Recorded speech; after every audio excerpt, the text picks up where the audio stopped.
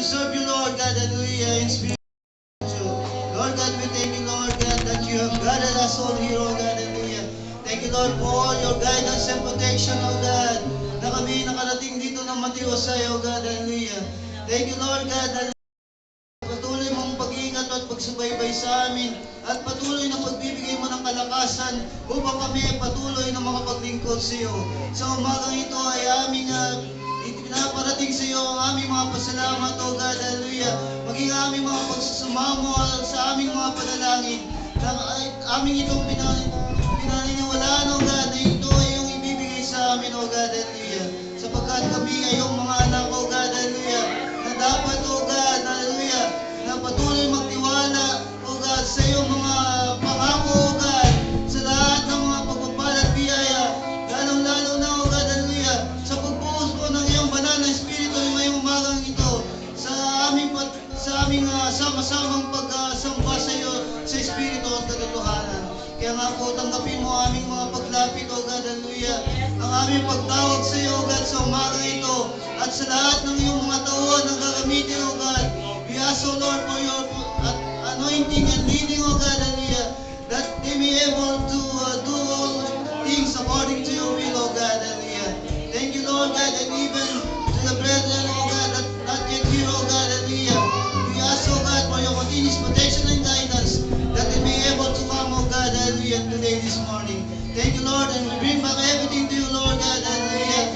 And likewise, O God, kanakit nitong panalangin na aming pag-ingis sa kapatawaran sa lahat aming mga pagkakasala at pagkukulang, maging sa aming mga kapwa, sa aming mga kapatiran, O God, hallelujah, na kami ay handang magpatawad, O God, sapagkat ikaw ay handang magpatawad sa lahat sa aming mga kasalanan. Lahat ng ito, papuri, pasalamat, O God, ay aming binabalik sa iyo matamay sa pangalan. In Jesus' name we pray. Amen. Praise the Lord. Clap your hands to Jesus. Praise God. Yung mga kapamilya, we cannot do Jesus. Hallelujah. Praise the Lord. Clap your hands.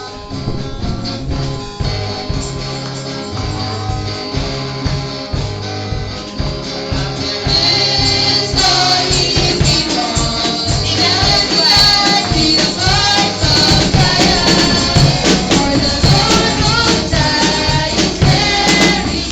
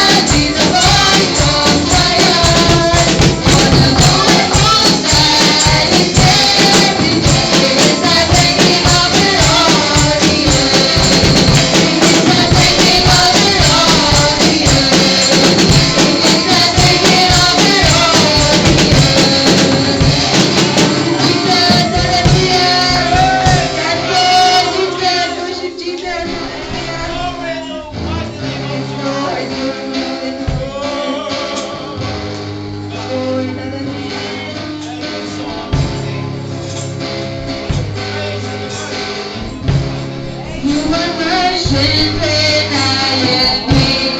You are the treasure that I seek. You are my all in all.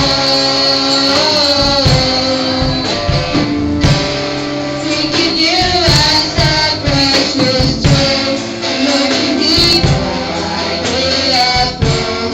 You are my all in all.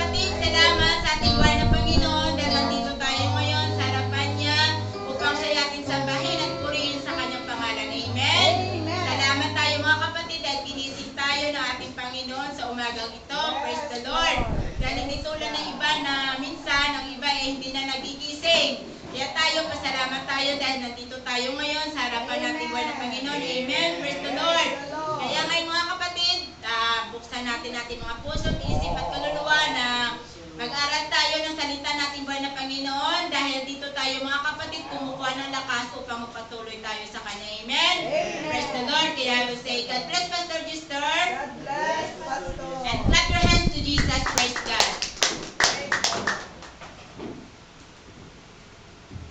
Thank you, Sister Gemma. This morning, mga kapatid, tayo po ay tumayo at buksan natin ang ating mananakad sa ating topic ngayong umaga.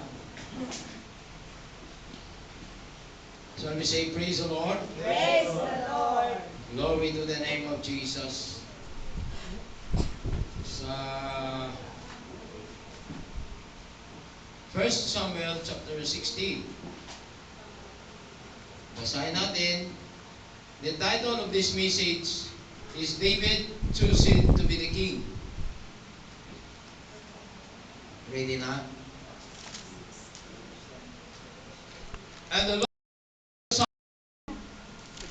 how long wilt thou mourn for Saul, seeing I have rejected him from reigning over Israel? Fill thine horn with oil and go. I will send thee to Jesse, the Bethlehemite, for I have provided me a king among his sons. And Samuel said, how can I go? If Saul hear it, he will kill me.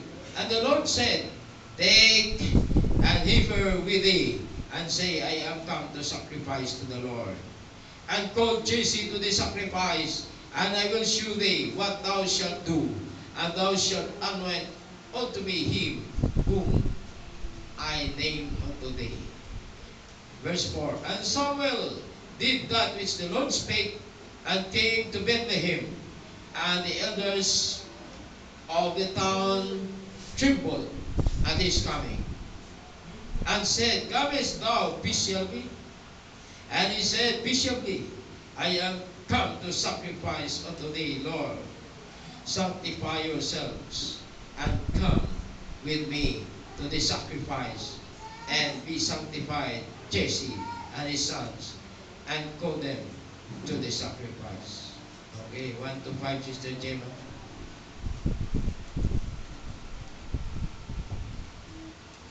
Praise the Lord. 1 Samuel chapter 16 verse 1 to 5. At sinasabi ng Panginoon kay Samuel, hanggang kailan pananangisan mo si Saul, yamang aking itinakwil siya na maging hari sa Israel? Punuin mo ng langis ang iyong sungay at ikaw ay yumaon. Susubuin kita kay Isay na Bethlehemita sapagkat ako'y naglaan sa kanyang mga anak ng isang hari. Verse 2. At sinabi ni Samuel, paanong ako'y paroroon? Kung mabalitaan ni Saul ay kanyang papatayin ako. At sinabi ng Panginoon, magdala ka ng isang dumalagang baka at iyong sabihin, ako'y naparito upang maghain sa Panginoon. At tawagin mo si Isay sa paghahain at aking ituturo sa iyo kung ano ang iyong gagawin at iyong papahiran sa akin yaong sa iyo'y aking sabihin. At ginawa ni Samuel ang sinalita ng Panginoon at naparoon sa Bethlehem. At ang mga matanda sa bayan ay naparoon upang salubungin siya na nagsisipanginig at nagsasabi, naparito ka bang may kapangyarihan, may kapayapaan? At kanyang sinabi, may kapayapaan, ako'y naparito upang maghain sa Panginoon. Magpakabanal kayo at sumama kayo sa akin sa paghahain. At pinapagbanal niya si Isay at ang kanyang mga anak at tinawag niya sila sa paghahain. Praise the Lord. Shall we ask blessings for the Word of God? At tayo po ay taas natin ang ating mga kamay at ipikit ang mga mata sa Panginoon. Lord God Almighty, our Heavenly Father, the God of the kings of Israel, the God of King David, the God of King Solomon, the God of King Saul. Lord God Almighty, I am calling upon your name to please bless each and every one of us who are here right now in the house of God in the Philippines. And I hope and I pray that you will open the minds and the hearts of our people, that they may be able to understand thy word. And I hope that you will anoint my lips and my tongue, so that I may be able to speak thy word according to your will. Lord God Almighty, through your grace and through your mercy, I continue to preach this gospel to your people. And I hope and I pray, Lord, that you will bless this service today and provide us the spiritual support. And I return all the glory and the thanks to you in the mighty name of Jesus Christ. Shall we say amen? Amen. Pwede na tayo makaupo, mga kapatid. This is regarding the kings of Israel. My brethren, the first king was chosen by the Lord God Almighty, Jesus Christ, when he was yet in the Heavenly Father level, was King Saul. At alam naman natin kung ano nangyari kay King Saul, mga kapatid. Ang Diyos mismo ang pumili kay King Saul. Sabi sa amen. Ngunit, even though na pinili niya si King Saul failed about his performance as a king in Israel. Bagsak ang rating ni King Saul. Why? Because of the disobedience.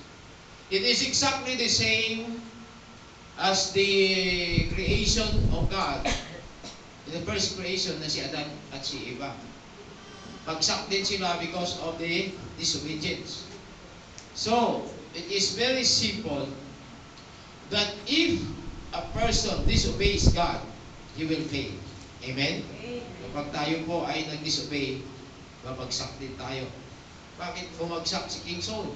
It is because he disobeyed his covenant with the Lord God Almighty. Diba? May usapan sila. Ang usapan nila, mga kapatid, na lahat ng mga excess sa giyera, papatayin at susunugin. Amen? Ngunit, naawa si King Saul sa mga tao. King Saul was, we can term it a loving person. That he loved more the people than really our Creator. Kaya nang nakita ni King Saul na si King Agag was still alive after the war, naawa siya. Sabi niya, bakit ko patay ito? Kapwa ko hari ito eh. At naawa siya sa mga tao dahil napakaraming mga baka na natira na matataba at napakaraming mga precious na mga materials na natitira. Kaya hindi niya pinatay si King Agag at hindi niya rin sinunog ang mga sobra sa giyera. Nanalo sila sa giyera. Ngunit pinadala ni Lord God Almighty, Lord Jesus Christ, si Prophet Samuel. And then when Prophet Samuel came to King Saul, sabi niya, oh, how is everything, King Saul? Everything is okay. Yun pang sinabi niya, everything is okay. Pero mga kapatid, tinanong siya ni Prophet Samuel, anong okay? Ano naririnig mo na mga ingay dyan ng mga baka? At itong hari na si King Agag, bakit buhay pa yan? Nanalo na kayo sa gira. Yeah, because I fear the people. Takot siya. King Saul natakot sa mga tao. Eh, hindi niya pinatay si King Agag. And then Prophet Samuel take the sword and killed himself, King Agag. And he commanded that all the excess of the war will be burned. What is the meaning of this? Diba? Sinasunog ni Prophet Samuel ang mga tira-tira sa giyera at pinatay niya mismo si King Agag na kalaban nila. Ang meaning nito, mga kapatid, is very simple. That we need to obey God rather than men. Shall we say amen? Dapat po sundin natin ang Panginoon, hindi ang mga tao. Because if we obey the voice of the people, the Lord God Almighty will become jealous. Because He's a jealous God. Siya po ay sinuso talaga ng Diyos. Amen? Since the beginning, when He had created mankind, He said that I am a jealous God. It is found in Exodus chapter 20 that He is really a jealous God. We'll open Exodus chapter 20. Na siya ay isang siloso talaga ng Diyos. Because He wants His creation to become perfect. And sabi niya sa Exodus chapter 20, sabi niya, and God spake all these words saying, sa verse 1, I am the Lord thy God which have brought thee out of the land of Egypt, out of the house of bondage. Thou shalt have no other gods before me. Thou shalt not make unto thee any graven image or any likeness of anything that is in heaven above, or that is on the earth beneath, or that is in the water under the earth. Thou shalt not bow down thyself to them, nor serve them. For I, the Lord thy God, am a jealous God, visiting the iniquity of the fathers upon the children unto the third and fourth generation of them that hate me.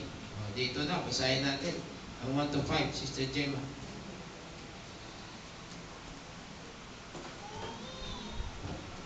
Exodus chapter 20, verse 1 to 5. At sinalita ng Diyos ang lahat ng salitang ito na sinasabi, Ako ang Panginoon mong Diyos na naglabas sa iyo sa lupain ng Ehipto sa bahay ng pagkaalipin.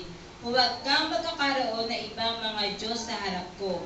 Huwag kang gagawa para sa iyo ng larawang inanyuan o ng kawangis man ng anumang anyong nasa itaas sa langit, o ng nasa ibaba sa lupa, o ng nasa tubig sa ilalim ng lupa. Verse 5.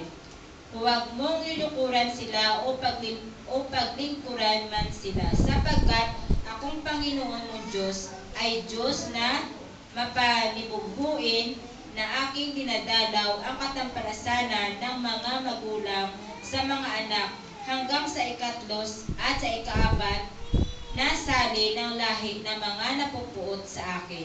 Praise the Lord. Shall we say, praise the Lord? Praise the Lord. Ang Diyos na sinasamba natin, mga kapatid, ay isang mapanibuguing Diyos. Shall we say amen? Amen. Lakasan natin. Shall we say amen? Amen. He is a jealous God, visiting the fathers unto the third and fourth generation. Kaya po, nang pinadala ni Lord Almighty, si Prophet Samuel, sa kay King Saul, he instructed Prophet Samuel to kill all the excess in the war. Pinatay niya talaga at sinunog.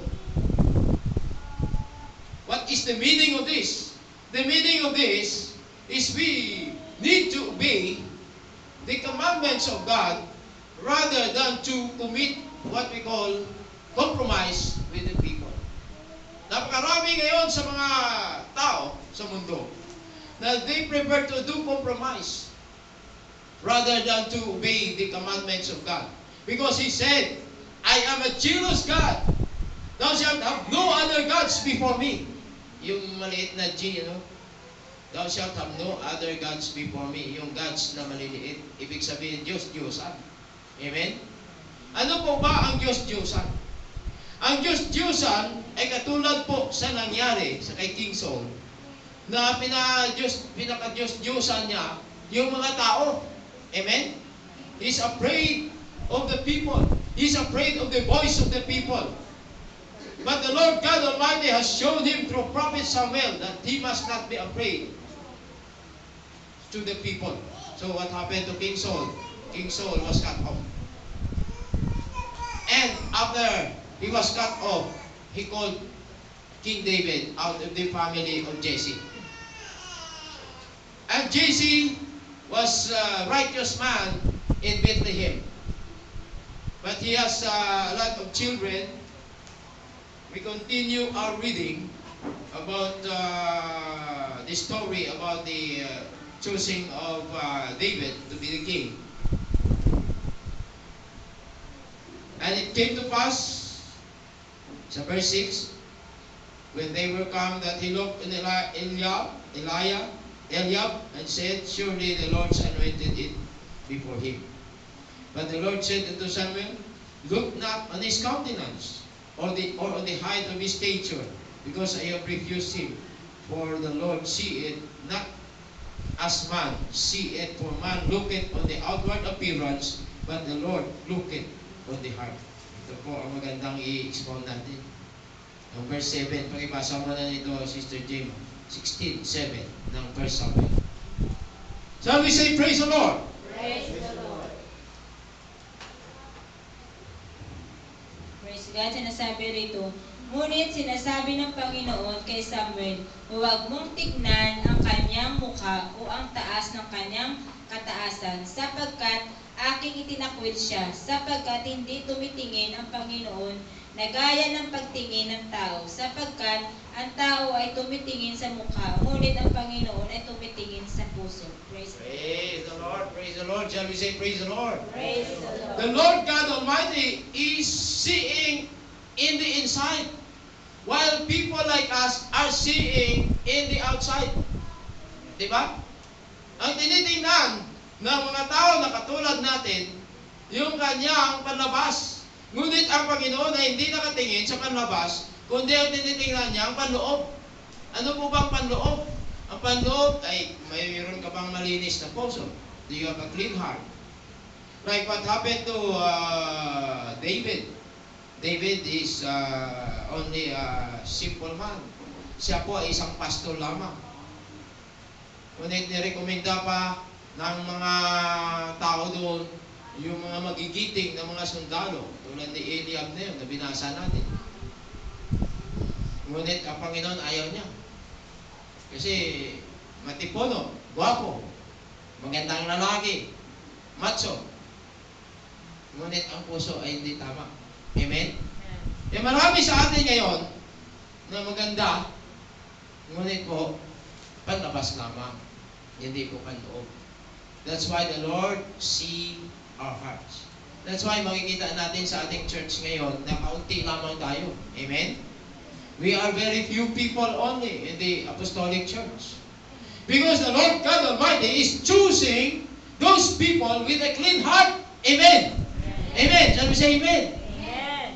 He is not choosing based on the countenance or on the outside appearance of a person. Napakarami na magandang lalaki dito. Tulad sa nirekomenda ng mga sundalo na mga anak ni JC. Magandang lalaki. Katulad yun, napakaraming magandang lalaki sa buong mundo. But, how about their hearts? Are they right with God? The question is, are they right with God? That's why, according to the Lord Jesus Christ, I am the one who choose you. You are not the one who choose me. Kayo ang aking pinili, hindi kayo ang pumili sa akin. That's why, mga kapatid, ano ang nangyari dito? David was chosen to be the king of Israel to substitute King Saul after he defeated Goliath, the giant, representative of the Philistines. As I have explained to you already before, that David is a symbol of the church. Amen. Simbolo po si David ng church. Si Goliath ay simbolo ng kalaban, ang mundo. Ang kalaban natin ay hindi po ang mga tao, kundi ang kalaban natin ay ang ating sariling isipan. Amen. Sabi si amen. Bakit ko sinabi na ang ating kalaban ay ang sariling isipan natin? It is because Satan can walk through our minds. Yan siya po magtatrabaho sa isip natin. Pwede ka niya diktahan. Diktahan. Ang kanan, may didikta. Galing naman yan sa anghel ng Panginoon na nagdidikta sa kanan. Sa kaliwa naman, sa kay Satanas. So, kung hindi tayo maingat, mga kapatid, pwede tayo sumunod sa mga boses ni Satanas. But take note that kung hindi didikta sa kaliwa ay hindi biblical, it means hindi yan sa Panginoon. Shall we say amen? Kapag ang dinidikta is based on the Bible and is based on the biblical support, then sa Panginoon yan. There are so many types of spirit in this world. Napakaraming espiritu, maingat tayo. Mayroon din nanawag na false spirits, who cause false prophets. Mayroon ding the Holy Ghost, who cause the true man of God, the true church. Kaya saan tayo? We are in the true church. Amen. Shall we say amen? Na tayo po mga kapatid, we have received the true Holy Ghost. Because there are so many spirits in the world. And so many people claim that they receive also the Holy Ghost. But the true Holy Ghost that we receive is that when we believe that Jesus Christ is the Heavenly Father in creation and the Son in redemption and the Holy Ghost in emanation. Kapag naniniwala tayo na si Jesus Christ ang Ama na lumikha ng lahat, langit at ng lupa at ng buong sangkatauhan, at siya po ang anak na nagligtas sa atin, at siya rin po ang banal na Espiritu na nagbigay sa atin ng pang-aaliw, yan po ang sekreto na na-receive po natin ang totoong Holy Ghost. Amen. Shall we say amen? Kapag hindi po totoong Holy Ghost ang matanggap natin, then we will become false prophets also. We will become false teachers also. Because the Word of God that we will preach is not the true Word of God. Amen? I-preach natin yung mga liko na mga gospel, the other Jesus. Hindi po natin i-preach ang totoong Jesus. Amen? So, nang pinili na ng Panginoon si King David, lumitaw naman ang jealousy ni King Saul. Amen? Shall we say amen? Amen. At binangkaw niya si King David. Ibig sabihin, sinipat niya si King David sa sobrang jealousy. Nakita niya na magandang performance si King David eh. At binigay niya pang anak niya upang maging asawa ni King David. Shall we say praise the Lord? Praise the Lord. Binigay niya si Michael upang maging asawa ni King David.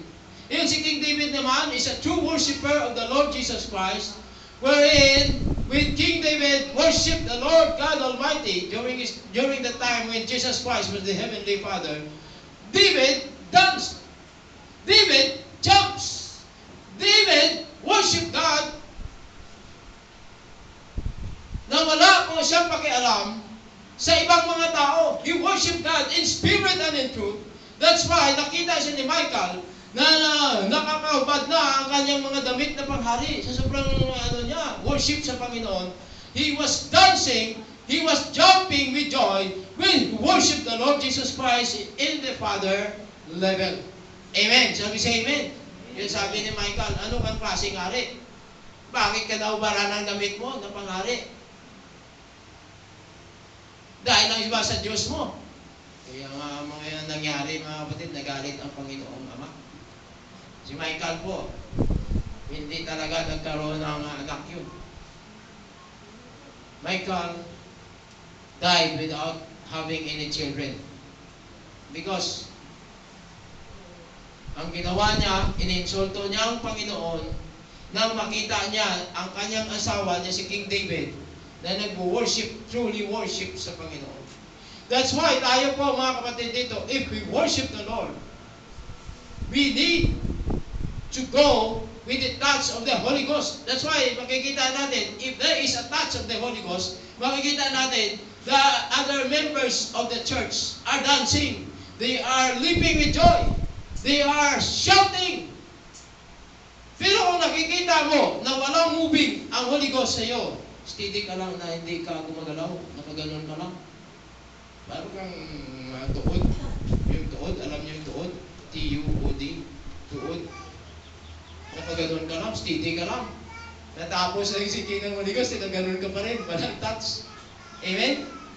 But if you are a true worshiper of the Lord Jesus Christ, kaunting ano mo lang, kaunting worship mo lang sa Panginoon, then the Spirit of God will come into you. And once the Spirit of God comes into you, you will dance with joy, you will laugh with joy, you will keep on leaping and shouting and praising God. Amen. Shall we say amen?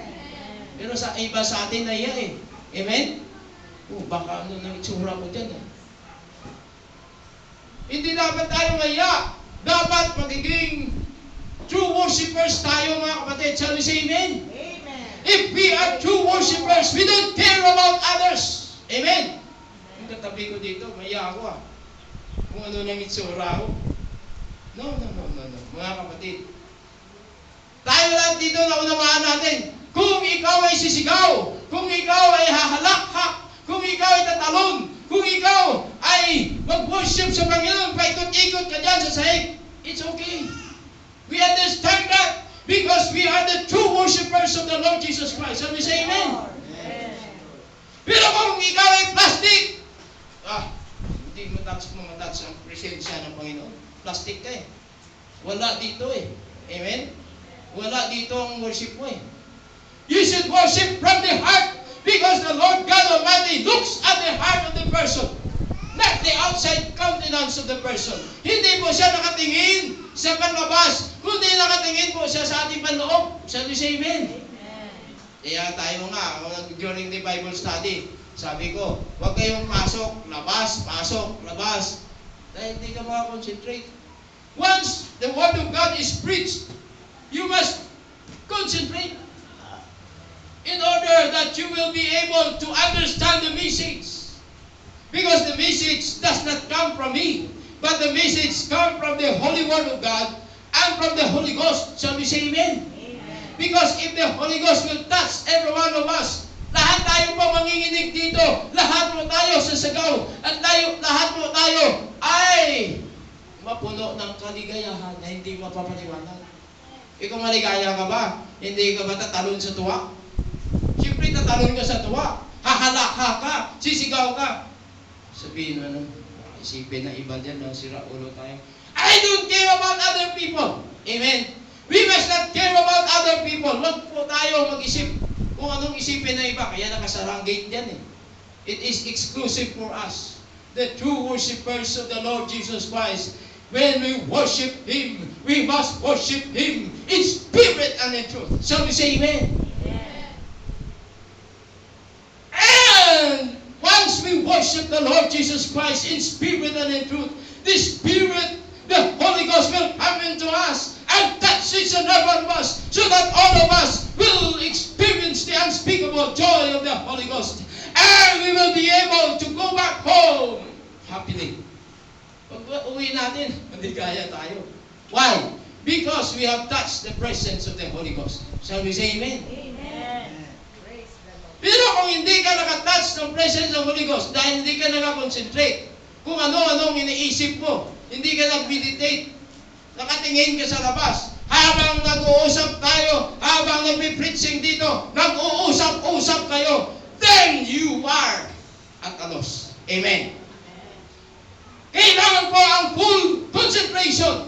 Once there is a preaching for the Word of God, we must have 100% concentration. Listening. Why?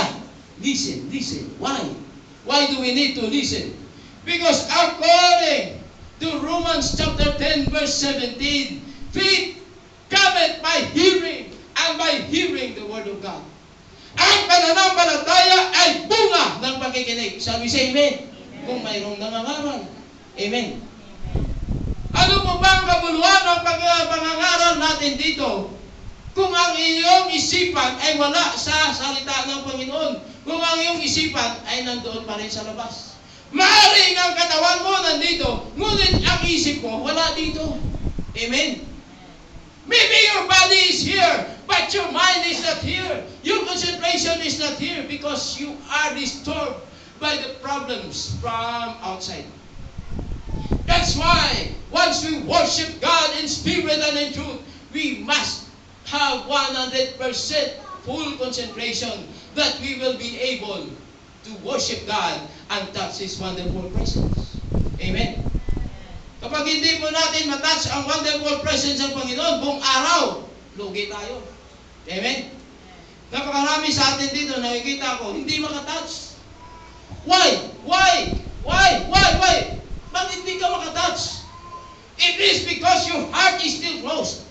That's why you need to open your heart. Amen. Amen. Sabi say amen. Buksan mo na ang puso mo para sa Panginoon. Sa Kanya ka nakatingin, looking unto Jesus, the author and the finisher of our faith.